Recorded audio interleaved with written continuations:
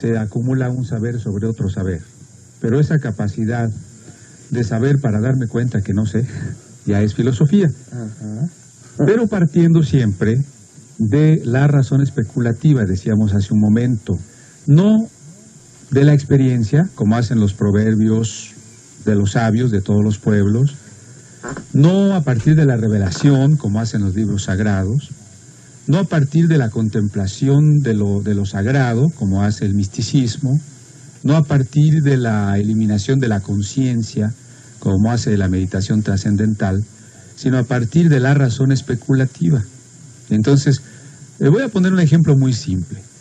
Vamos a suponer que queremos decir dónde o cómo surgieron los automóviles, los carros, no los automóviles, sí, los carros. Y alguien dice, bueno, pues los esquimales inventaron el trineo. Tenemos que decir, bueno, sí es un medio de transporte, pero no es un carro.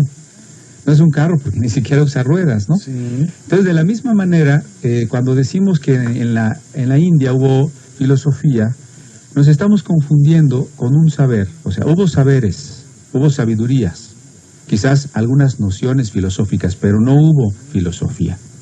Cuando hablamos de los hebreos, incluso cuando hablamos de los proverbios de Salomón, de aquella famosísima sabiduría que lo ha hecho notable entre todos los reyes, no estamos hablando de filosofía, estamos hablando de otro tipo de saberes, de tipo existencial.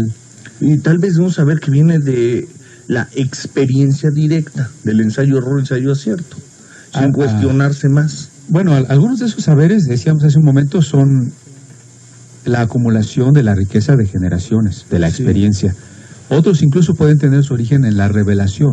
Si hablamos del pensamiento hebreo, de la Biblia, al menos el pensamiento hebreo propone venir de la revelación. La mayoría de las pasajes de la ley de Moisés comienzan diciendo, y habló Dios a Moisés, ¿no? Sí. Entonces, ¿de dónde viene ese pensamiento? De la revelación. Entonces es diferente a la filosofía. Cuando decimos que no hubo filosofía en Oriente, o en Medio Oriente, no estamos menospreciando los saberes, ni del Medio Oriente ni del Oriente. Simplemente estamos diciendo que son diferentes. A lo mejor hasta son superiores. Si creemos en la revelación, podríamos decir que hasta es un saber superior, pero no es filosofía. Claro. La filosofía parte del concepto, parte de una búsqueda de las primeras y más elevadas causas de las cosas, siempre vía la razón, vía la reflexión, vía la conciencia. Eso es muy importante. Entonces, desde esa perspectiva, no queda más remedio que ubicar su nacimiento en Grecia, especialmente en el área de Jonia, que es en la cuna donde había surgido la primera cultura griega, la cultura egea. Y allí se dio, por ejemplo, el mundo homérico. Ahí escribió Homero, o recitó, más que escribió, recitó y cantó y bailó la Ilíada y la Odisea, ¿no? Digo, cantó y bailó porque así se decían los poemas, los hexámetros en aquellas épocas, ¿no? Entonces no lo escribió. No, era una tradición oral. Él era un ciego que iba de ciudad en ciudad cantando y bailando los poemas. Igual que en la Biblia, son generaciones posteriores las que ponen por escrito lo que por siglos se ha transmitido de manera oral, ¿no? Esta es Jonia, ¿no? Allí en Jonia, y especialmente en una ciudad que se llamaba Mileto, podemos establecer la cuna de la sabiduría. De acuerdo con Aristóteles, el primer filósofo, al primero que le podríamos dar ese nombre, sería Tales de Mileto. Tales es un nombre poco común para nosotros, pero así se llamaba.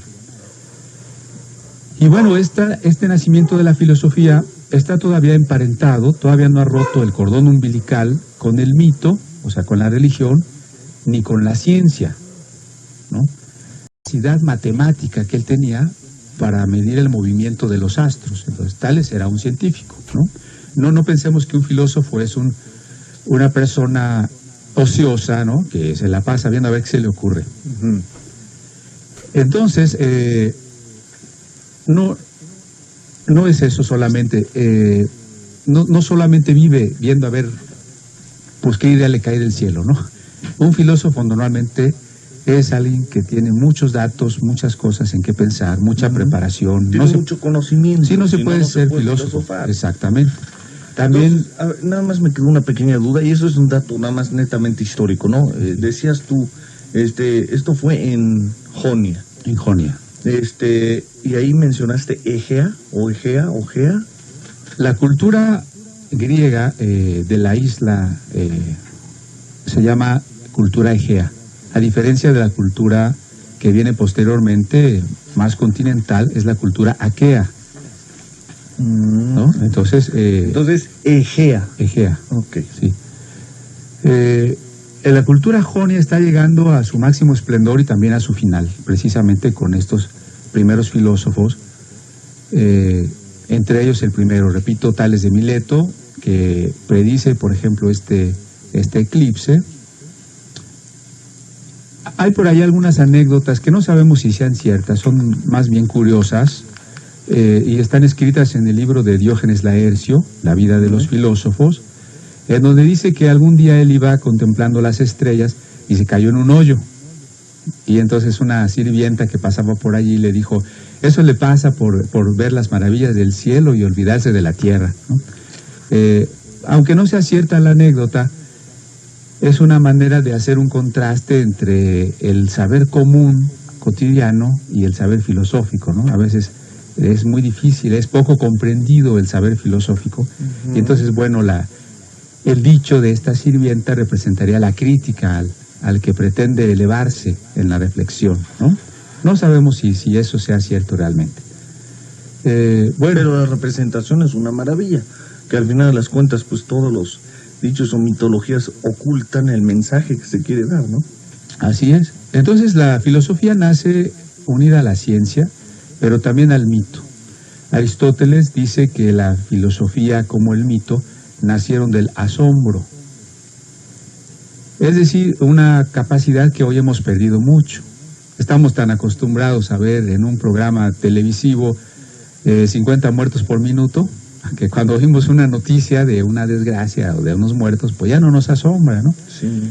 Hemos perdido esa capacidad, pero quizás antes estaba un poco más presente. Y bueno, dice Aristóteles que los hombres se sorprendieron del mundo que les rodeaba y entonces nació el mito. Primero nació el mito. Por mito, quisiera aquí hacer un paréntesis, no debemos entender una mentira. Hoy se ha hecho sinónimo de algo falso. Entonces, por ejemplo, se anuncia una conferencia, SIDA, mitos y realidades, ¿no? Por eso que estamos diciendo, creencias falsas. Sí. No, la palabra mito significa una verdad, incluso una verdad del alma, universal, pero revestida de un ropaje literario. Entonces, por ejemplo, cuando nos dice un mito que Cronos era un dios que se devoró a todos sus hijos, decimos, bueno, qué historia tan horrorosa, ¿no? Pero si entendemos que de esta manera los griegos simplemente estaban tratando de entender el tiempo, Cronos era el padre primigenio y por tanto todo había salido de él, o sea, el tiempo. Pero a la vez el tiempo todo lo devora, ¿no? No hay algo que dure para siempre. Entonces, este mito de Cronos devorando a sus hijos, o Saturno devorando a sus hijos, bueno, es un ejemplo de que en el fondo, ¿qué estamos diciendo? Que todos estamos limitados en el tiempo, todos somos finitos. Entonces, no es que el mito sea una mentira, el mito es simplemente el ropaje bello que viste a una verdad. Pero me encantó como lo dijiste, una verdad del alma, universal, total, igual, ¿no? Bien, vamos a un corte. Decíamos que el mito es una verdad sobre todo del alma, y entonces se expresa muchas veces poéticamente, porque la poesía junto con la música son los lenguajes de la emoción. Pero entonces esto hace que al intelecto también le falte algo más. Y entonces los filósofos vieron que las respuestas carecían de conceptos, vamos a decir. Y entonces empezaron a cuestionar el mito. Incluso empezaron a dejarlo un poco de lado, ya incluso en las obras de Hesiodo. Y se preguntaron entonces por el ser del mundo, ya no desde la perspectiva mitológica, aunque no pudieron dejarla al 100%, incluso hasta Platón todavía, pero ya estamos precisamente, decíamos, ante el nacimiento de la filosofía. ¿Cuál es la preocupación de Tales, de Mileto, de Anaxímenes, de Empédocles, de todos estos primeros filósofos, a los que vamos a llamar? Bueno, perdón que interrumpa, Sí, un sí. pequeño paréntesis, nomás para sacar estas ideas nada más, para concretar y ya saltar nada más. Entonces, separemos, hay que separar, hagamos una separación de lo que es el conocimiento y de la filosofía, tal vez con un ejemplo burdo, tú me corregirás si estoy equivocado, pero para que quede muy claro a los amigos del auditorio. Por ejemplo, ahorita los amigos del auditorio, si se les explica cuánto es, por ejemplo, 5 más 5, 10, eso es un saber, pero no es filosofar, no es filosofía. Podrán saber cómo funciona su licuadora y que si se mete un dedo ahí se corta. Eso es saber, no filosofía. Este sería un saber técnico, un saber práctico, que surgió, por ejemplo, en el aspecto matemático y geométrico, o surgió en Egipto. Después de cada inundación del Nilo, los agrimensores necesitan redefinir los terrenos, y entonces ellos desarrollan una geometría práctica, pero jamás llegan a una geometría especulativa, como la de Euclides, ¿no? Los babilonios también desarrollan la astrología, o sea, una observación de las estrellas, pero con fines adivinatorios. En cambio, los griegos lo hacen con fines científicos.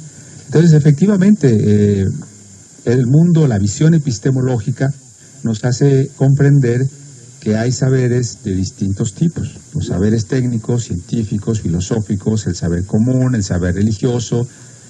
Incluso en otro nivel inferior quedaría la mera opinión, la superstición, etcétera, ¿no? Ok, entonces danos un ejemplo ya nada más de filosofía, por ejemplo, en los conceptos que mencionaba yo, no sé, a lo mejor de las matemáticas X o Z, y no un saber. ¿Cómo sería? Bueno, vamos a ver un ejemplo muy extenso, pero no sé si en 2 o 3 programas, cuando hablemos de Pitágoras. Sí, ok. Pitágoras dice que el mundo está constituido por el número. Y entonces ya no está haciendo un uso práctico de las matemáticas, donde yo solo concibo los números de manera concreta, 5 manzanas más 5 manzanas son 10 manzanas, sino ya estoy considerando al número por medio de la abstracción. Y esta es una de las cosas que logran los filósofos, la abstracción, ¿no? Lo cual a veces a nosotros nos cuesta mucho trabajo, incluso a los niños en la primaria. Ese es su coco con las matemáticas, ¿no? Poder llegar a la abstracción, con el álgebra, no se diga. Cuando nosotros empezamos a olvidarnos de las matemáticas aplicadas y a tratar de entender la relación de los números entre sí, y a darnos cuenta que la matemática y la lógica no tienen diferencias, sino que son relaciones y que tienen implicaciones para el pensamiento, independientemente de las aplicaciones, incluso como en un mundo netamente formal. Estamos haciendo filosofía de las matemáticas. Perfecto, bien. Y bueno, decía yo que la preocupación de estos primeros filósofos fue cosmogónica, es decir, en pocas palabras, ¿de qué está hecho el mundo? A la manera de un bebé, un niño pequeño que empieza a abrir los ojos y quizás a darse cuenta de los grandes objetos que rodean su cuna, estos primeros filósofos, que no eran primitivos, son el resultado de esta cultura jonia y de las ciudades-estado que estaban comenzando en Grecia. ¿Cuáles habías mencionado? Especialmente Mileto, aquí estamos todavía en Mileto, pero ya nos acercamos al periodo de grandeza de Atenas. ¿Sí? Bueno, pero a la manera de un bebé que empieza a despertar y a ver el mundo que le rodea, estos filósofos también se preguntan de qué está hecho el mundo, o sea, vamos a decirlo de otra manera, el uno primigenio, el sustrato que está en todas las cosas. En alemán hay una palabra que de manera muy precisa lo diría, el Urstoff. Si hay cambio en todo lo que vemos, si crecemos y morimos, si nacemos y nos corrompemos, pero siempre el mundo permanece, entonces tiene que haber algo que es común a todas las cosas que existen. Si de alguna manera la materia no desaparece, sino que se transforma, ¿qué es ese uno? ¿Qué es ese sustrato? En otras palabras, ¿qué es el ser absoluto que está detrás de todas las cosas que son? Eso es lo importante de la pregunta filosófica. Tales de Mileto da una respuesta que quizás hoy a nosotros nos parecería muy simple y a lo mejor está equivocada, porque Tales de Mileto dice el agua. Y decimos, ¿cómo que el agua, no? Bueno, recordemos que él no vive en una época donde la ciencia haya avanzado como ahora. Claro. Pero si a él le parece que todos nosotros necesitamos el agua para vivir, que el agua se evapora y da origen al aire o al vapor, a lo caliente, que si el agua se congela y da origen al hielo y le parece que ese proceso continuara, daría origen a los sólidos, etcétera. Como quiera que haya sido, él se imagina que el agua es el sustrato original, el Urstoff de todas las cosas. Pero bueno, lo importante no es si dijo que era el agua u otra cosa, sino que él se preguntó o se dio cuenta que tras las apariencias había una verdad. Él se preguntó por el ser absoluto, él se preguntó por el uno. Y esa pregunta es la pregunta filosófica. Claro, él da una respuesta monista o material y dice, es el agua, ¿no? Claro. Y aquí me conecto un poco a ciencias bíblicas, ¿no? Porque en la Biblia la respuesta a la pregunta, ¿qué es el ser absoluto? Tiene otra faceta, ¿no? Y entonces nos dice, por ejemplo, el nombre de Dios. A mí me gustaría tratar, si tenemos un poco de minutos. Y entonces, bueno, la palabra teología quiere decir una aproximación a Dios o los dioses por medio del logos, teos y logos, ¿no? Y filosofía, bueno, también es un logos, es decir, un discurso o una aproximación racional a la sabiduría, un amor a la sabiduría. Y hay una concordancia, pues, desde el inicio, desde el nacimiento de la filosofía, hay una concordancia con la teología. Aunque filosofía no es el amor a la sabiduría. El amor a la sabiduría, claro. Teología, el estudio de Dios. No propiamente el estudio de Dios, porque... la ciencia de Dios, digamos. Una reflexión acerca de Dios. Okay. Sí, porque decir estudio de Dios, para nosotros que estamos acostumbrados a que el estudio de un objeto desde la ciencia es poder observar al objeto, experimentarlo, cosas de esas, observarlo, manipularlo, es algo que no podemos hacer con Dios, obviamente, ¿no? Exacto. Desde que Dios es un ser trascendente. Entonces, más bien, la teología natural es una reflexión discursiva, desde la razón especulativa, acerca de Dios. O la teología especial es una reflexión acerca de Dios desde la revelación. En este caso, la revelación, digamos, desde el cristianismo sería la propia Biblia. Pero los filósofos griegos no reflexionaron a partir de la Biblia. Ellos son anteriores, por ejemplo, a la escritura del Nuevo Testamento, y la cultura griega es ajena a la cultura hebrea. Aunque, bueno, no faltó quien quisiera ver un nexo entre los hebreos y los filósofos griegos. Por ejemplo, los teólogos alejandrinos del siglo III y IV pensaron que Platón había tomado sus ideas del Antiguo Testamento. Pero no hay realmente base histórica para pensar este tipo de cosas. Más bien parece que los judíos evolucionaron por su lado, no en una filosofía, sino en una sabiduría de tipo existencial, y los griegos evolucionaron por su lado y como creadores de la filosofía, ¿no? Ahora, pero como creadores de la filosofía, también todos sus planteamientos filosóficos están imbuidos de una teología, que es algo de lo que queremos comentar esta noche. Bien. El primero que utiliza la palabra teología es Platón, de acuerdo con estos registros históricos. Pero es muy interesante porque la filosofía no nace de repente, sino hay una transición, especialmente en Hesíodo. Hesíodo, que escribe dos obras que para nosotros son las más conocidas de él, la teogonía, es decir, una especie de relato de cómo nacen los dioses, y los trabajos y los días. Los trabajos y los días es una reflexión acerca de la vida, de una exposición a los hombres del campo acerca del trabajo humano, de la necesidad del trabajo, de las bienandanzas que depara, las dificultades y pesadumbres de la vida en que la humanidad ha caído, ¿no? Pero en su teogonía, pues, Hesíodo se va a preguntar por varias cosas que para nosotros son muy importantes. Porque al empezar a preguntarse por el origen de los dioses, bueno, él dice, por ejemplo, Zeus tuvo un principio. Es curioso, para los griegos todos los dioses habían tenido origen, a diferencia de nuestro concepto actual de Dios, ¿no? Para nosotros Dios es eterno, ¿no? Sí, para los creado, no creado. Exacto, para los griegos sus dioses habían tenido un principio. Zeus, por ejemplo, había nacido a su vez de Cronos, que es el tiempo, y de Rea. Pero Cronos y Rea a su vez habían sido hijos de Urano y de Gea. Urano es el cielo y Gea es la tierra.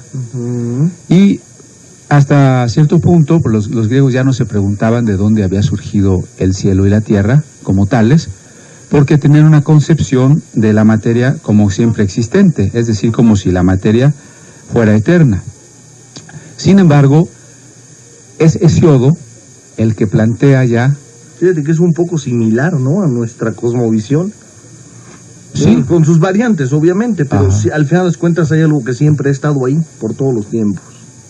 Claro, para los filósofos que no primitivos, bueno, primitivos es un decir, primitivos en el sentido de que fueron los primeros filósofos, pero no primitivos en el sentido cultural, porque en el sentido cultural ellos son el resultado de el apogeo de la cultura jonia, y Jonia es lo más alto de la Grecia antigua, ¿no? Entonces, no, en ese sentido no son primitivos para nada, hay que aclararlo.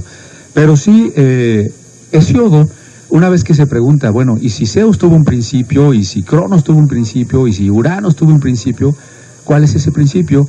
Y él dice, fue el caos. En griego la palabra caos es muy parecido a lo que nosotros llamamos océano, el okeanos, ¿no? El caos. Pero el caos a veces nosotros lo entendemos como un revoltijo, como un desorden total. No, para ellos el caos es una especie de vacío. Para ellos es un abismo que se abre como un bostezo antes del comienzo del mundo. Y en ese sentido, como tú decías, como que hay mucho parecido a otras teogonías, a otras cosmogonías, por ejemplo a la de la misma Biblia, ¿no? La Biblia dice, bueno, la traducción más tradicional dice, en el principio creó Dios los cielos y la tierra estaba desordenada y vacía. Pero una traducción que a mí me parece que sería mejor es, cuando Dios comenzó a crear los cielos y la tierra estaba deshabitada y vacía. No tanto que estuviera revuelta en sus elementos, sino que no estaba la vida. La vida va surgiendo después. Sí. Primero hay este caos, que repito, es como un abismo, es como un bostezo, dicen los griegos, y por eso también Génesis dice, y el Espíritu de Dios se movía sobre el abismo, sobre la faz de las aguas, ¿no? Entonces es muy parecido, a pesar de que no podemos confirmar un nexo, ¿no? Pero los hombres, bueno, tal vez van pensando las cosas de manera semejante, porque el cerebro humano funciona de manera semejante. Exacto. Frente a problemas semejantes, ¿no? Exacto. Entonces, bueno, Hesíodo al plantearse la idea de un principio no llega más allá. O sea, él no dice, por ejemplo, bueno, y el caos a su vez, ¿de dónde salió? Entonces, él ya no se hace esa pregunta, ¿no? Pero sí vamos a decir que ya haber planteado la cuestión de un principio es lo que después van a retomar los filósofos jonios, que es de los primeros que vamos a hablar, y con ello va a hacer un puente entre la religión propiamente mitológica y la filosofía. También cuando Hesíodo escribe su historia de los dioses, poco a poco él va diciendo, bueno, ¿y por qué Cronos y Rea o Urano y Gea dieron origen a los seres o a las plantas, a los animales? dice, bueno, porque ahí actuó Eros, es decir, el amor, uniendo los elementos, uniendo el cielo y la tierra, ¿no? Por ejemplo. Entonces aquí ya el papel del amor va destacando, y lo va a hacer a lo largo de toda la filosofía hasta el siglo XIX. El papel del amor va a ser muy importante. Pero entonces la filosofía, una vez después de Hesiodo, va a romper, podemos decirlo así, con el mito, con una religión y con un pensamiento supersticioso. Podemos decir que esa es la grandeza del espíritu jónico, que esa es la aportación intelectual de los filósofos, que ellos van a pensar en un mundo inteligible, una actitud intelectual tan cauta que implica una profunda alteración del estado de espíritu humano comparado con la etapa mitológica. ¿Por qué? Porque en la etapa mitológica tenemos un mundo tenebroso, tenemos un mundo absurdo. De repente te puede salir un gigante del mar, te puede salir un titán del centro de la tierra, te puede salir un dragón volando, ¿no? Entonces el hombre está sujeto al temor. Los elementos y las cosas inexplicables son dioses a los que hay que apaciguar. Sí. Todo está lleno de espíritus, de brujas, de duendes, ¿no? Algo así como si los cuentos de Harry Potter fueran en realidad, ¿no? Mucha magia. Exacto, todo es magia, todo puede suceder, todo lo inesperado y absurdo se te puede presentar. Entonces, Jagger dice literalmente esto, ¿no? La filosofía es la suprema etapa de una nueva confianza en sí mismo por parte del hombre, bajo cuyos cimientos yace vencido un salvaje ejército de fuerzas tenebrosas. El cosmos de Anaximandro, aquí ya está hablando de él, ¿no?, señala el triunfo del intelecto sobre todo un mundo de rudos e informes poderes que amenazan la humana existencia, con un ancestral peligro en el momento mismo en que el antiguo orden de vida, el orden feudal y mítico, se derrumbaba. Es decir, cuando el filósofo dice, no vamos a tratar ya de creer y de depender de cosas que no vemos, vamos a tratar de interpretar el mundo que tenemos enfrente a través de la razón, ahí nace la filosofía y ahí se ha roto con el mito. No necesariamente con la teología, que es lo que vamos a ver, pero sí con el mito. Con el mito. Hay que separar muy bien teología de mito, ¿no? Hay que separarlo bien. 13. Platicando con nuestro buen amigo el filósofo Cristian Gómez sobre estas cuestiones de teología en los primeros filósofos griegos. Adelante, Cristian, continuamos. Gracias, Martín. Recuerden que estamos escuchando a Georg Friedrich Händel con algunos salmos a los que él puso música. Bien. Bueno. Bien, estaba comentando, Martín, qué diferencia hay entre el mito y la teología. Quizás vale la pena primero especificar cómo se entiende el mito, al menos en aquella época en que ya la filosofía está surgiendo. Un griego, que es Tucídides, usa la palabra mítico para desacreditar los relatos tradicionales en verso y prosa acerca de los antiguos periodos de la historia griega. ¿Por qué? Porque esa antigua historia griega atribuía a los dioses defectos humanos, todos los defectos de los humanos, todas las limitaciones de los humanos y una serie de intervenciones en la propia historia de los hombres. La palabra mito finalmente llegó a significar una especie de cuento. Sin embargo, posteriormente, en autores como Michel Foucault, o el propio Levi Strauss, Freud o Denis de Rougemont, la palabra mito varía un poco de significado, porque implicaría una verdad vestida con ropaje literario, es decir, no es estrictamente una mentira.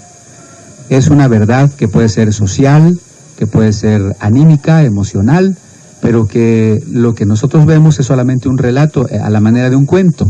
Entonces lo que hay que hacer es ir detrás del cuento para encontrar la verdad que está expresada en el mito, ¿no? Pero cuando el mito se toma como religión, literalmente, entonces muchas veces no pasamos del nivel de la superstición.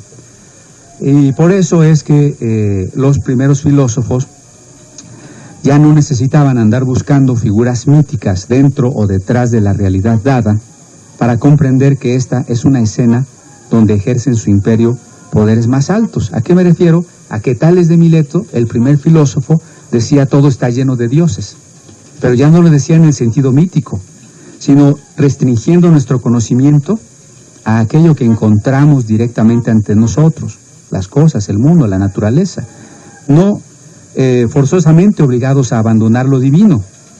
Naturalmente nuestro solo entendimiento apenas es capaz de darnos ninguna prueba, ¿no?, de la existencia de los dioses de la fe popular, o sea, de Zeus, Apolos, Afrodita, o sea, no, nuestro entendimiento no nos da pruebas de eso, pero la experiencia de la realidad, de la physis, o sea, de la naturaleza, nos dota de una nueva fuente de conocimiento de lo divino.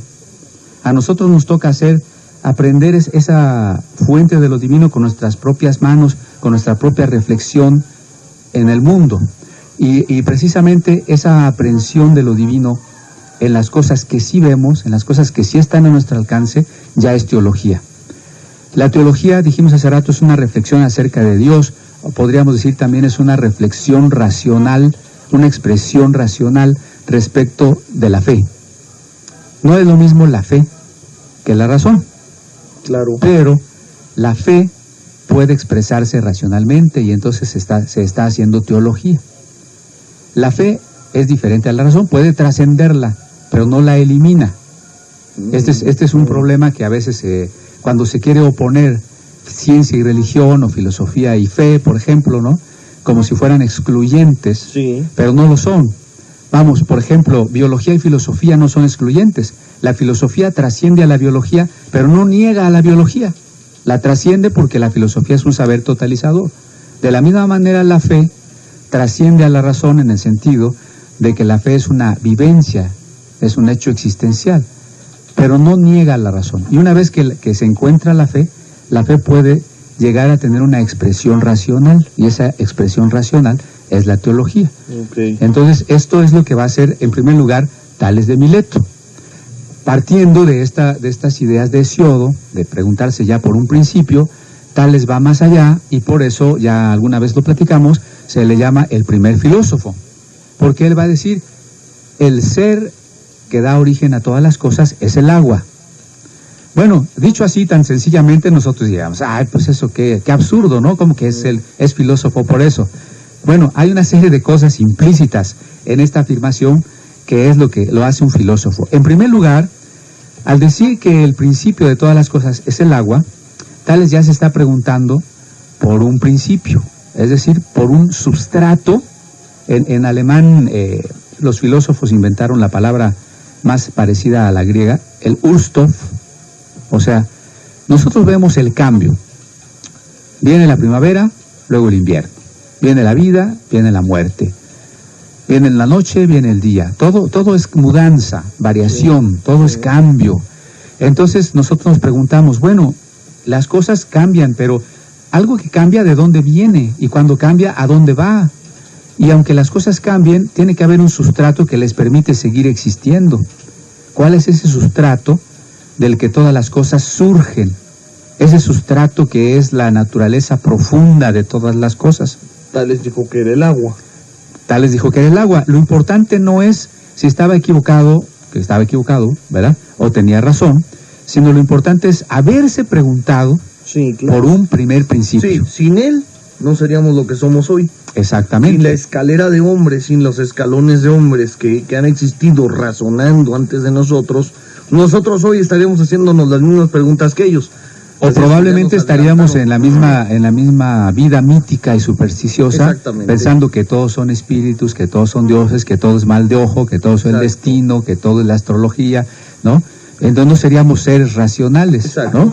Es una espiral donde gracias a ellos somos lo que somos. Así es. No se le puede negar, aunque estoy equivocado, no se puede negar su altísimo nivel de razonamiento. Equivocado en la respuesta que dio, pero atinado en haber preguntado. Exacto. Y la filosofía es ante todo la ciencia de la pregunta. Entonces, haber preguntado cuál es el principio de todas las cosas, y haberlo hecho no desde el mito, no desde la religión, y no solo desde los sentidos, sino desde la reflexión, desde la razón discursiva o especulativa. Aunque tengo una duda, Tales no hablaba de dioses.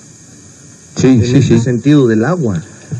Bueno, por ejemplo, hay una frase que Diógenes Laercio y Aristóteles le atribuyen a Tales, dice, todo está lleno de dioses, y especialmente cuando habla del imán, porque como el imán mueve las cosas, Sí. él dice, todo está lleno de dioses.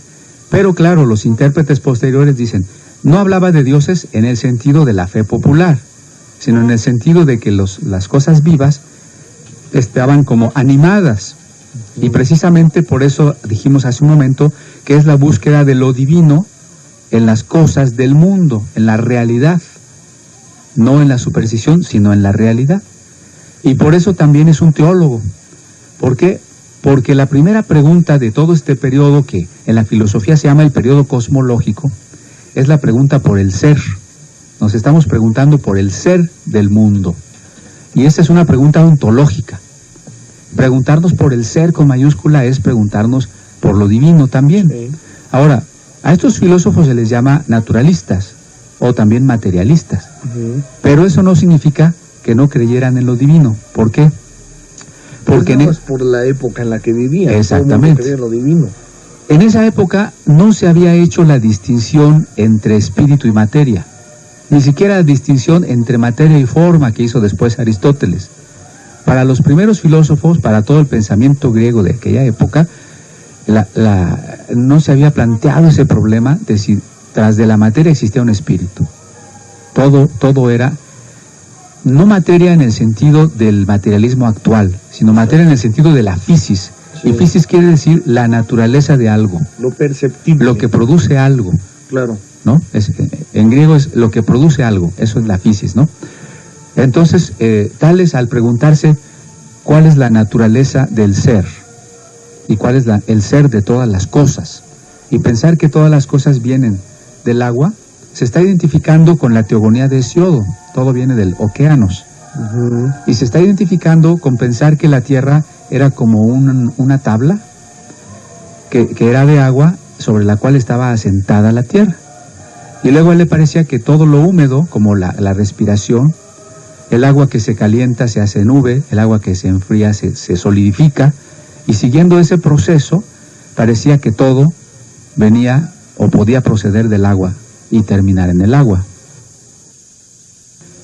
Discípulo de Tales de Mileto fue Anaximandro, todos de Jonia, como habíamos comentado hace rato, especialmente de Mileto, de la ciudad de Mileto. Anaximandro pugna también por encontrar la clave de la oculta estructura de la realidad. ¿Cómo lo hace? Pues estudiando la forma en que la realidad ha venido a ser lo que es, buscando descubrir una proporción matemática, una armonía de las relaciones del mundo, como un entero entre sus partes, ¿no? Sin embargo, él no concuerda con su maestro Tales de Mileto. Él dice, yo no puedo creer, no puedo aceptar que el mundo haya emergido del agua elemental. ¿Por qué rechaza esta concepción? Pues él se funda en razones lógicas y dice, no puedo comprender cómo va a preponderar una sustancia tan especial como el agua y a su vez dar origen a sustancias de cualidades tan distintas al agua, como por ejemplo el fuego y la tierra. O sea, ¿cómo me puedo imaginar que del agua va a salir el fuego, ¿no? O que del agua va a salir la tierra. O sea, pongámonos obviamente volando con nuestra imaginación en los zapatos, en las sandalias de estos griegos. Y sus debates. Sí, que no sabían lo que nosotros hoy sabemos desde la secundaria, ¿no? Claro. Que hay elementos químicos y que la redondez de la tierra, claro, y todas esas cosas, y átomos y demás. No, ellos no saben nada de eso. Están interpretando el mundo. Están tratando de explicarse la existencia. De explicarse la existencia. Desde el conocimiento que tienen. A partir del asombro, como decía Aristóteles, vía la especulación racional, ¿no? Bien. Ahora, la misma objeción que Anaximandro hace al agua, la puede hacer a cualquier otra sustancia presente en el mundo. Si queremos que esa sustancia sea la fuente de todo lo demás, pues nos daría el mismo problema que el agua. ¿Cómo es que de ella sale todo lo demás? Así que él dice, El mundo no puede empezar por una sustancia que sea idéntica a alguna de las sustancias dadas, sino por algo que sea capaz de dar origen a la vasta inmensidad de todas las cosas que existen. Y la propiedad distintiva de este algo tiene que ser, por tanto, algo que sea de suyo ilimitado. Y a esta cosa ilimitada, Anaximandro le va a poner por nombre apeirón. Peirón de perímetro, también usamos esa raíz en perímetro, como lo que limita una cosa, ¿no? Uh-huh. Y A es un privativo. Entonces, apeirón quiere decir sin límite. Es algo indefinido, ¿no? Uh-huh. Pero él así lo llama, lo indefinido. O sea, lo vamos a llamar a partir de ese momento lo apeirón. O sea, él dice, ¿qué es lo que da origen al mundo? ¿Qué es lo que da origen a todas las cosas? Lo apeirón. Vamos, es como si nosotros tenemos una hoja de papel, ¿no? Y la quemamos.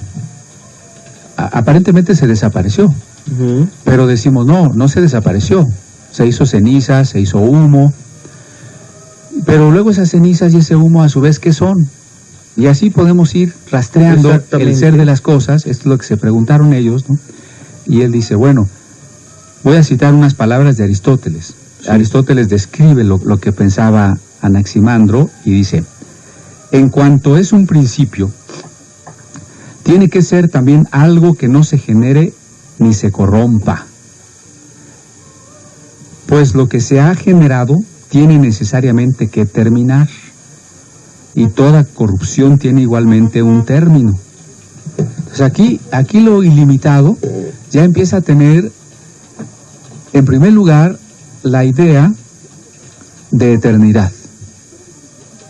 Porque dice, es indefinido, por tanto eterno, ¿no? Es eterno, porque si genera a todo lo demás, él mismo no puede ser generado. Claro. Porque si esto que genera a todo a su vez es generado, entonces hay que buscar más atrás la causa. Es muy chistoso, como alguien alguna vez preguntó, ¿y quién hizo a Dios? ¿No? Sí. Lo único que está haciendo es preguntar precisamente por una primera causa no causada, o por un primer origen que a su vez no se ha originado, sí, ¿no? Sí. Lo único que está haciendo es retraer más atrás la causa. Y entonces a esto es a lo que llama Anaximandro el apeirón, o lo apeirón. Pero ahí todavía, por ejemplo, vemos una frase con Tales, vemos el apeirón de Anaximandro, pero ¿qué pasa? ¿Dónde está la relación con Dios? No se usa todavía el nombre de Dios. Lo que hay aquí es una identificación con el ser. Digamos, vamos a llamarle ahorita lo divino, ¿no? La idea de un Dios único y personal va a ser con Aristóteles. Porque mientras no definan a un Dios, uh-huh, que no lo vemos en sus razonamientos, a lo mejor están hablando de ese ser, como dijiste ahorita, el ser de las cosas, pero en un sentido de aquello que es apto para existir. Punto, nada más. Pero vamos, si esto que dio origen a las cosas es eterno, y es el principio y el fin de todas las cosas, y Aristóteles lo cita, dice, y esto, dicen, es lo divino, ¿no? O sea, mira, te voy a terminar de leer la cita. A ver. Dice, lo que se ha engendrado tiene necesariamente que terminar, y toda corrupción tiene igualmente un término. Sí. Por ende, como hemos dicho, de suyo carece de principio. Antes bien es, así lo concibe, el principio de todo lo demás. Y abraza todas las cosas y gobierna todas las cosas, según declaran aquellas gentes que no afirman ninguna otra causa además de lo apeirón, como el espíritu o el amor.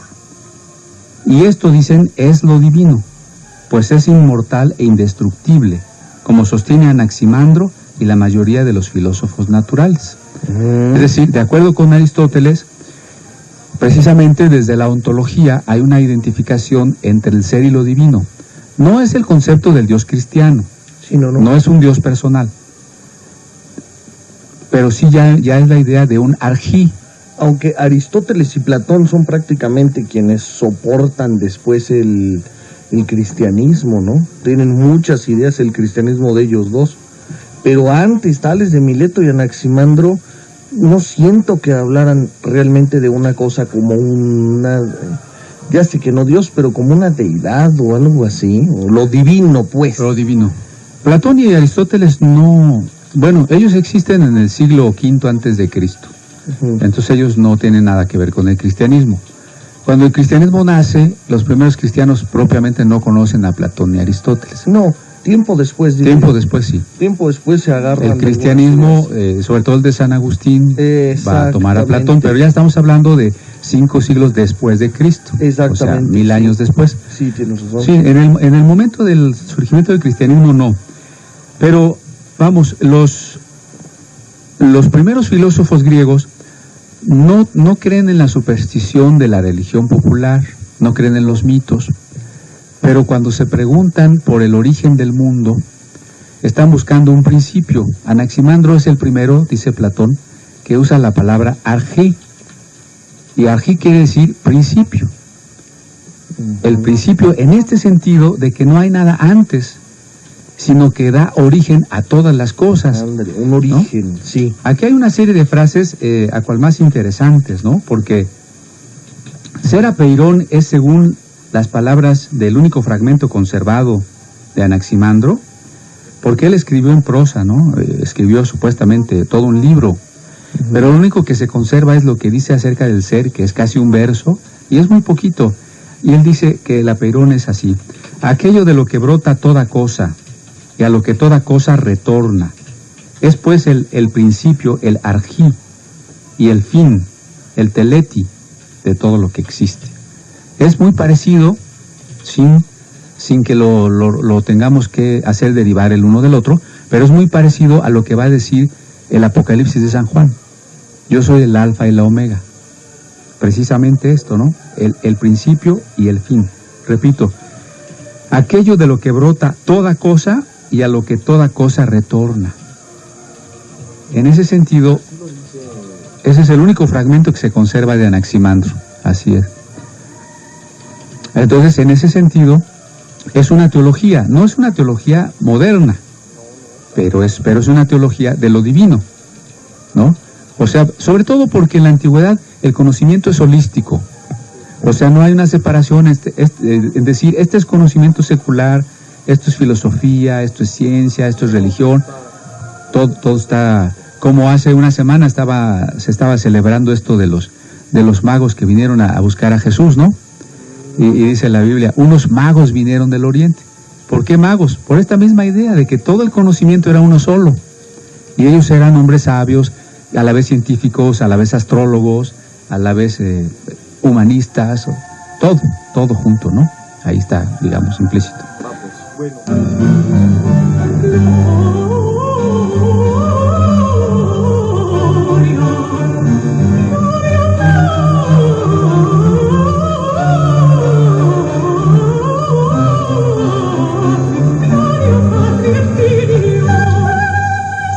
Bien, pues bueno, continuamos aquí en el programa.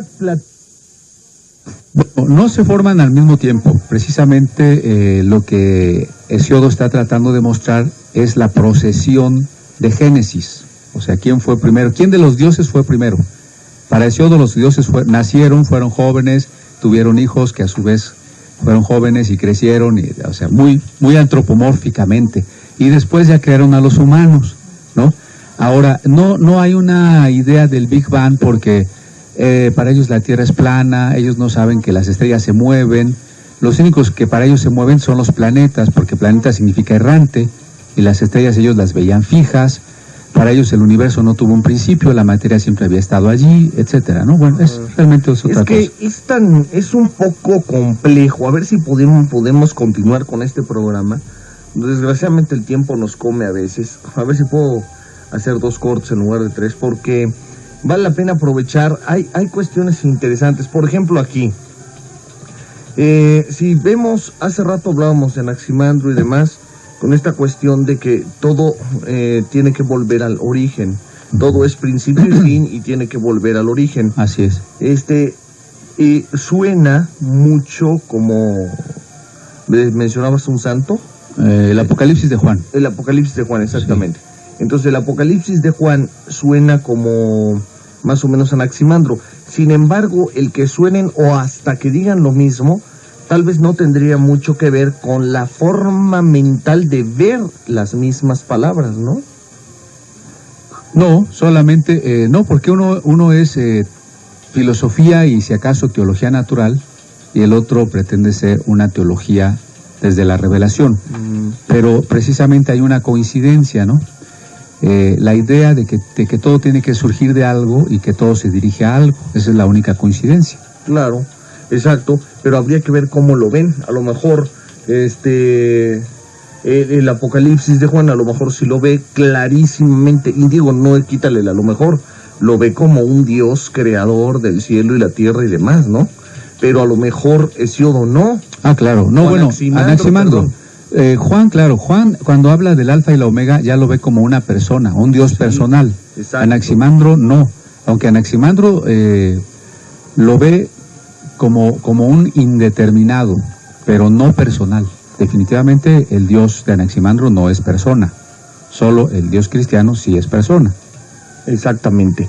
Bueno, pues se nos acaba el tiempo, chihuahuas. ¿Cómo se va, verdad? No, pensé que apenas íbamos, que teníamos 15 minutos más. Sí, y demás. ¿Con qué continuamos? Nos quedamos en nuestras dos sesiones anteriores, que estuvimos hablando de qué es filosofía y de si hay una filosofía oriental o la filosofía comenzó en Grecia, pero nos quedamos en las dos ocasiones a punto de tocar los temas acerca del ser y pasar a las ciencias bíblicas. La primera sesión nos quedamos hablando del concepto semita de la verdad y que decíamos se distingue del concepto occidental que ve en la verdad una adecuación del pensamiento con la realidad, y en cambio en el concepto semita la verdad es lo que permanece. Especialmente Jesús decía yo soy la verdad. Y el programa pasado estábamos platicando del ser y de Tales de Mileto, los filósofos de la cosmogonía, los filósofos monistas, pero decíamos también que en el concepto hebreo, en el concepto bíblico, el nombre de Dios tiene que ver con el ser. Y entonces voy a retomar estas dos cuestiones de la verdad y del ser respecto a Dios. Y es muy interesante pues que podamos notar que en la Biblia se va dando o se va registrando un nombre de Dios. Quiero decir un nombre, pero en realidad podríamos hablar de muchos nombres, porque precisamente en esa manera de pensar oriental, el nombre representa a la persona y representa la manera de ser, el carácter, la naturaleza de la persona. Así, por ejemplo, hay un personaje que se llama Jacob, que quiere decir tramposo, y cuando tiene un encuentro con Dios, se le cambia su nombre a Israel, que quiere decir príncipe de Dios. Entonces, al cambiar de nombre, significa cambio de naturaleza. O en el Evangelio, el mismo Simón, que significa un lirio flotante, es cambiado su nombre por Pedro, que significa una piedra, en el momento en que se encuentra con Jesús. Entonces, ahí vemos muy claramente que el nombre habla de la naturaleza de la persona. Entonces, en ese sentido, podríamos decir que, como también lo dice el Corán, que Dios tiene muchísimos nombres, ¿no? Sí decimos que es el Eterno, el Shaddai, o sea, el sustentador, el Todopoderoso, el Pastor, el Padre Eterno, la vida, la luz, el camino. Cada manera de referirnos a Él es un nombre, de alguna manera es un nombre que nos está revelando una de sus facetas o uno de los atributos por los cuales Él es conocido. Entonces, efectivamente, en la Biblia estaríamos hablando simbólicamente de los 1000 nombres de Dios, ¿no? Pero ahora me preocupa o quisiera tocar especialmente el del nombre Yahvé o Jehová, que es uno de los que quizás despierta más curiosidad, ¿no? Porque la gente puede preguntarse, ¿por qué se dice que Dios se llama Jehová? ¿Por qué en otras Biblias se le llama Yahvé? Y conectando esto con el tema de la verdad, si es que nos da tiempo, bueno, resulta que esto nos va a remitir un poquito al idioma en que se escribió la primera parte de la Biblia, que es el idioma hebreo. El idioma hebreo es una lengua semita que originalmente se escribe con puras consonantes, porque el alfabeto sinaítico, que es el primer alfabeto fonético del mundo, que nace por allá del 1500, precisamente en la península del Sinaí, sin embargo es derivado de la forma de escribir cuneiforme de los sumerios y de los acadios. Esta forma de escribir cuneiforme era silábica, o sea, nosotros no escribíamos en cuneiforme de una manera la sílaba pa, y de otra manera p, y de otra manera pi, y así. Entonces, cuando se inventa el primer alfabeto fonético, solo se usan consonantes, porque se están representando sílabas, las vocales están sobreentendidas.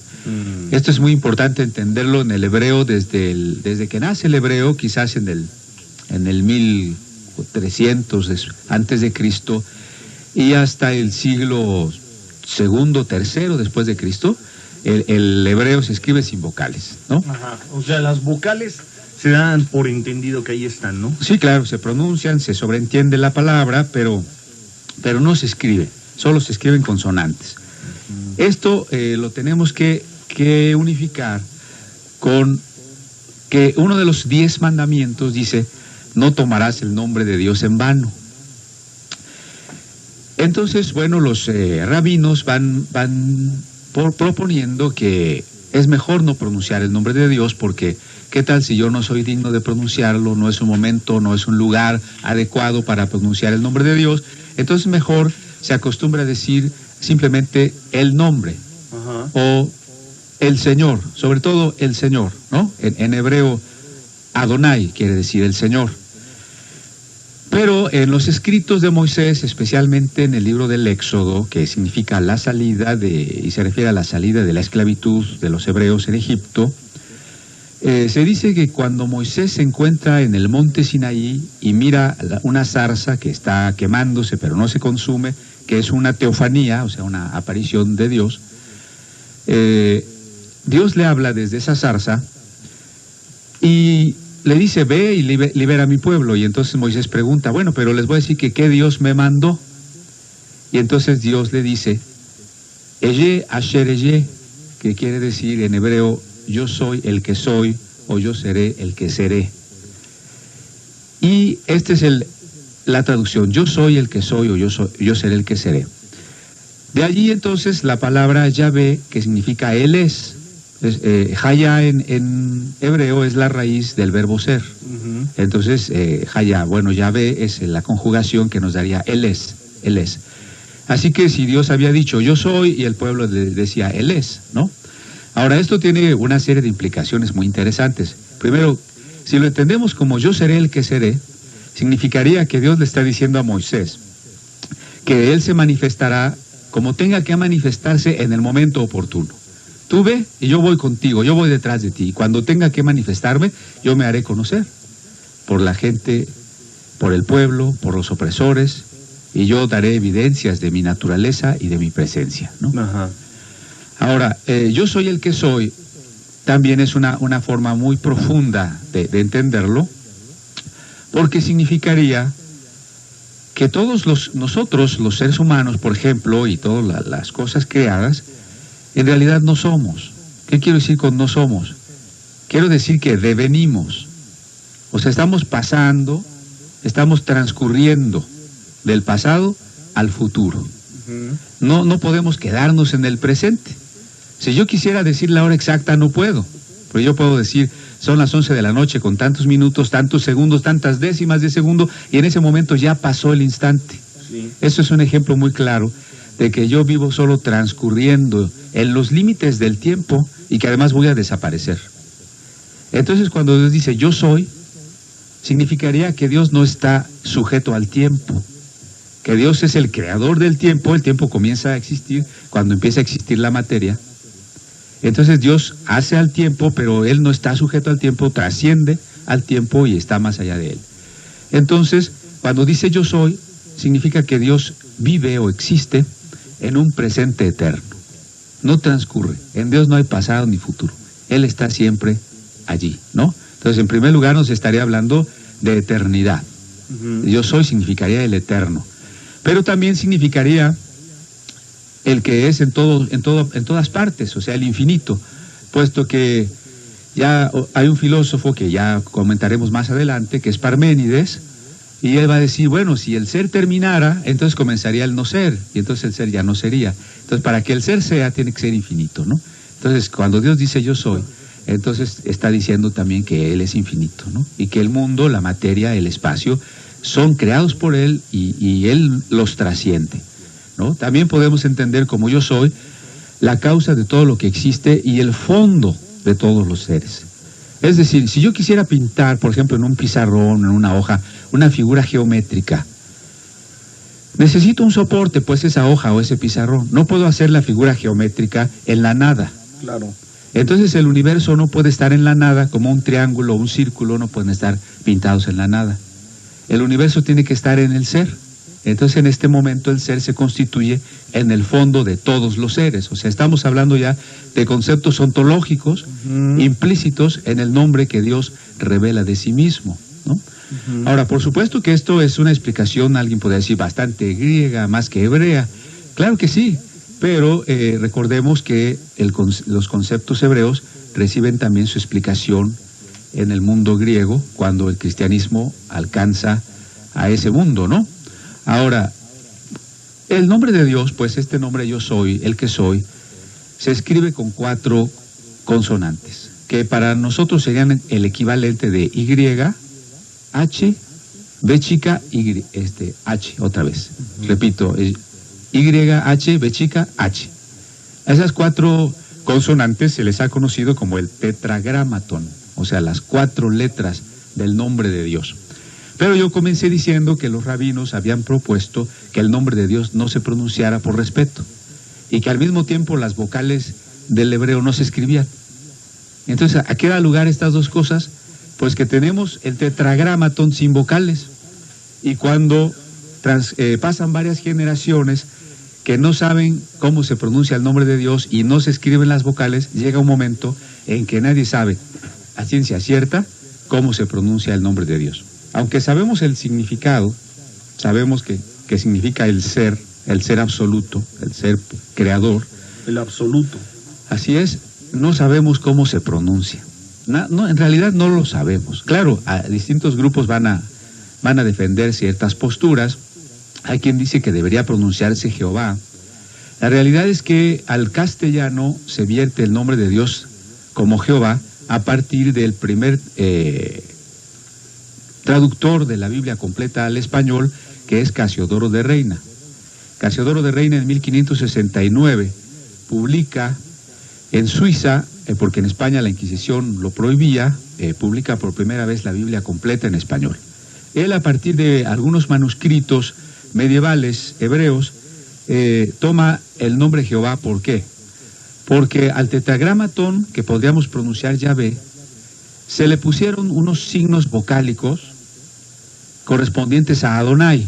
Aquí surge la pregunta, ¿qué no dijimos que no había vocales? Exactamente, pero del siglo II después de Cristo al siglo IX tenemos un periodo que se llama masorético. Esto viene de Masorá, que significa tradición en hebreo, y hace referencia a los copistas de las Sagradas Escrituras de esos siglos, que copiaban con muchísimo cuidado, con exageración, si ustedes quieren, llegando hasta la minucia de contar las letras que constituían la escritura, la palabra que quedaba en medio, la suma del valor numérico equivalente de cada letra, etcétera, etcétera. Bueno, los masoretas inventan un sistema vocálico sin alterar el texto consonantal. ¿Para qué? Para que la gente que no habla hebreo y que no sabe cómo se leen estos textos pueda hacerlo. En esa invención de un sistema vocálico, especialmente de los masoretas de la familia Ben Asher, se pone un sistema también que se llama Ketiv Kere, o sea, significa, dice tal cosa, pero debe decir tal otra. Entonces, donde el lector encuentra las 4 letras del nombre de Dios, tiene una indicación que debe pronunciar Adonai. En vez de intentar pronunciar el nombre de Dios, debe pronunciar Adonai, que significa el Señor. Y entonces, combinando estos signos vocálicos de Adonai con las consonantes de Yahvé, se forma la palabra Jehová. Y entonces las Biblias que van siguiendo la corriente o tradición de Casiodoro de Reina, van a traducir Jehová. Pero otras Biblias más nuevas que van a ir directamente al hebreo, fundamentalmente ediciones católicas, van a traducir Yahvé. Y otras más van a traducir simplemente el Señor, siguiendo la costumbre, la costumbre rabínica de decir el Señor, en vez de intentar decir el nombre de Dios. Bien, vamos. Podría pronunciarse Yahuvé, porque las palabras hebreas en general tienen una raíz trilítera, o sea, 3 consonantes que podrían llevar 3 vocales, y algunos nombres que se llaman teofóricos o con partícula teofórica, quiere decir que incluyen el nombre de Dios en ellos. Por ejemplo, Isaías, ¿no? Nosotros lo pronunciamos así, pero en hebreo se diría Yesayahu, que quiere decir Dios es salvación. Entonces, Yesa es salvar y Yahu sería el nombre de Dios, o sea, la partícula teofórica. O Abdías, nosotros decimos en español Abdías, Abadyahu sería Dios es Padre, ¿no? Entonces, bueno, es otra teoría. Yahvé, Jehová o Yahuvé. Creo que lo menos importante es cómo se pronuncie. Lo importante es lo que el nombre significa, porque dijimos que el nombre significa la naturaleza de la persona. Sí, y aunque nosotros a veces no sabemos dirigirnos correctamente a un padre, él nos hace caso. Imagínense que un bebé está llorando porque quiere su leche y le dice a su mamá, no te doy nada hasta que no digas correctamente la palabra leche, ¿no? Entonces imagínense que Dios no nos oye porque no sabemos decir cuál es su nombre, ¿no? Sería bastante aberrante, pues, proponer que tiene que ser de cierta manera o cual manera para que podamos dirigirnos a Dios. No es así, más bien, fíjense que en pasando a la siguiente sección de la Biblia, que es el Nuevo Testamento, que se escribe en griego, cuando se citan los pasajes del Antiguo, y se citan en griego, por supuesto, el nombre de Dios siempre se traduce por Kyrios, y Kyrios en griego también significa el Señor. Pero en griego tiene además la acepción de que el Señor significa el amo, el dueño, el gobernante. Así que ahí también estaríamos viendo que Dios es el soberano, puesto que es el creador, es el dueño de los hombres, ¿no? Ahora, es muy interesante que acerca de Jesús, los primeros cristianos confesaban que Jesús era el Kyrios, es decir, que Jesús era el Señor. Con lo cual estaban diciendo que era el único y verdadero César, pero también estaban diciendo que era el único y verdadero Adonai. De tal manera que Pedro, el apóstol famosísimo, en uno de sus sermones frente al pueblo, dice, no hay otro nombre debajo del cielo en el cual los hombres puedan encontrar la salvación. Y dice, Jesús, el Cristo. Y Jesús significa, su nombre, su pronunciación exacta sería Yehoshua. Jesús es la forma griega, Yehoshua es la forma hebrea, significa Dios es salvación, ¿no? Ahora, y Jesús dice, yo soy la verdad, eso es lo que estábamos comentando también, y decíamos que la verdad es lo que permanece. Así que, ¿en qué sentido Jesús estaba diciendo que Él es lo que permanece? Porque lo primero que podríamos preguntarnos es, bueno, ¿la verdad de qué? Bueno, si la verdad es lo que permanece, aquello que no cambia, que no se muere, que no se corrompe, que no deja de ser, porque todas las demás cosas dejan de ser, ¿no? Aún en la poesía náhuatl nos dice en Netzahualcóyotl, aunque sea de oro, se quiebra, aunque sea de barro, se rompe, nada dura para siempre en la tierra. Entonces solamente Dios permanece, y de Dios en su relación con los hombres, aquello que nunca cambia es su misericordia o su fidelidad, es decir, su amor hacia los hombres, un amor no merecido por los hombres, pero que es incondicional de parte de Dios y que jamás cambia, ¿no? De tal manera que en muchos de los salmos así lo dicen, ¿no? Porque tu fidelidad es para siempre. Entonces, en ese sentido, cuando Jesús dice yo soy la verdad, lo que está diciendo es que la fidelidad o el amor de Dios, que es incondicional y que no cambia, se manifiesta a los hombres a través de la persona del Mesías. Y podríamos entonces, en ese sentido, comprender por qué Jesús dijo yo soy la verdad. Claro. ¿Y cuál sería? ¿Y por qué se dice entonces que es el Hijo de Dios y muchas cosas, ¿no? Porque es lo que permanece. Exactamente. Claro. Es lo que perdura. Sí, porque, bueno, aquí tendríamos que ir también a otro aspecto que menciona, por ejemplo, el Evangelio de Juan, donde dice, en el principio era el verbo. Son unas palabras muy bellas, ¿no? En el principio era el verbo, y el verbo era con Dios, y el verbo era Dios. El verbo, bueno, es una traducción de logos en griego, y precisamente para los griegos ya el logos significaba no solo la palabra, sino la razón de todo el cosmos, la estructura racional del cosmos, precisamente aquel ser que daba origen a todas las cosas. Y para el pensamiento hebreo, en sus expresiones arameas, que fueron el idioma que se habló en tiempos de Cristo, la jochma o palabra o sabiduría era la memra, o sea, la palabra de Dios, pero en el sentido de la sabiduría por la cual Dios había creado el mundo. Entonces, en todo esto, toda esta sabiduría y toda esta razón del universo, desde el punto de vista hebreo y griego, se personifica en Jesús, diciendo que desde el principio, cuando el universo comenzó a existir, la materia comenzó a existir, el Logos ya estaba. Y el Logos es el pensamiento divino. ¿Qué es el pensamiento? El pensamiento es la automanifestación. Entonces, ¿qué es el verbo? Pues es la automanifestación divina. Entonces, el hecho de que yo piense algo y lo hable, es la automanifestación de mí, de lo que hay en mí, de mi espíritu.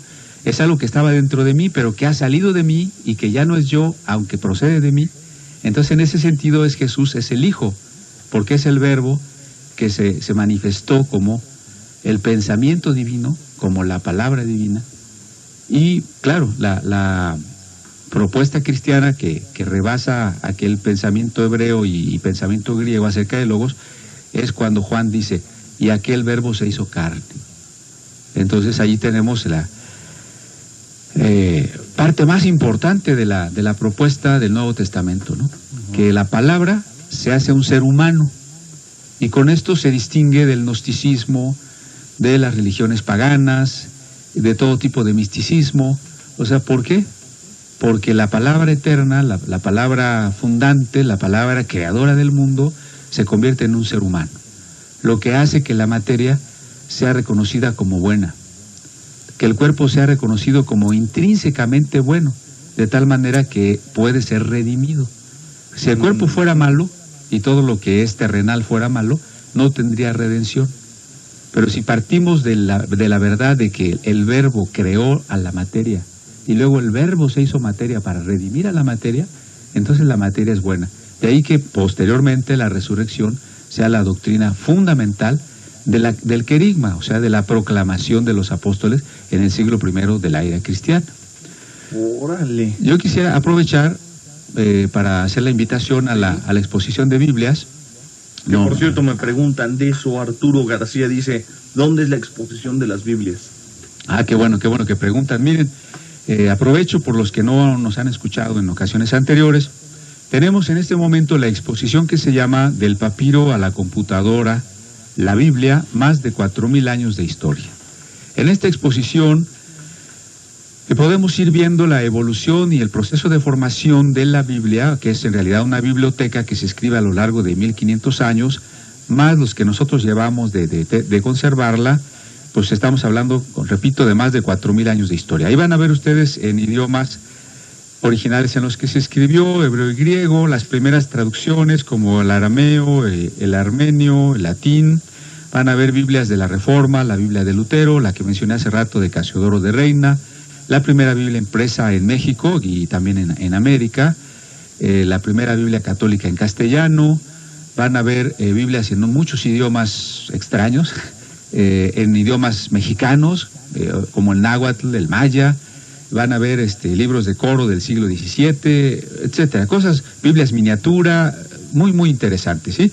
Esto está en la Biblioteca de México, José Vasconcelos, Biblioteca de México, que se encuentra en Plaza de la Ciudadela número 4. Y esto está saliendo del Metro Valderas.